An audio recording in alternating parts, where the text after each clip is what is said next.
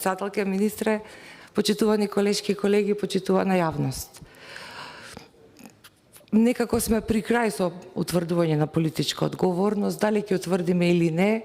Мислам дека и вие како министер многу години го водите Министерството за внатрешни работи, знаете дека работите не се едноставни. Ова е многу тешка приказна која што не засега сите.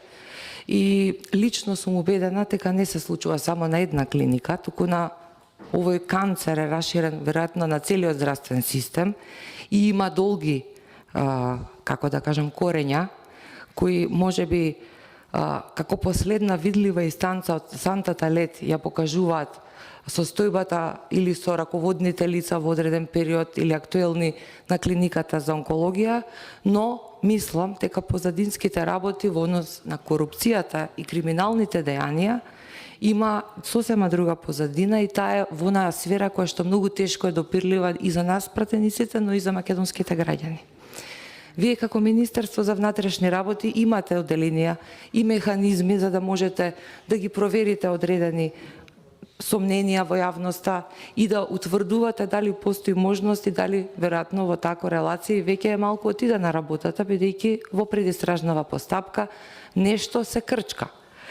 Имам сомнеш личен како граѓанин дека во оваа ситуација ние навистина и ќе дојдеме до реална завршница и одговорност на оние кои што вистински учествувале во злоупотребата на службена должност и овластувања, поради тоа што од досегашното што го видовме, и ќе ми простите, можеби јас сега грешам и сум скептик, но обично страдаат оние кои што најмалку се виновни или кои што може да бидат колатерална штета.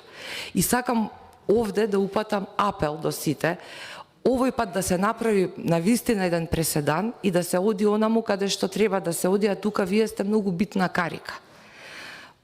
Лидерот на опозицијата вчера изнесе информации во јавноста кои што укажуваат на одредени институции, на одредени фирми, инволвираност, спрега со власта и така натаму. Во тој дел вие и како ќе имате клучна улога за развојот на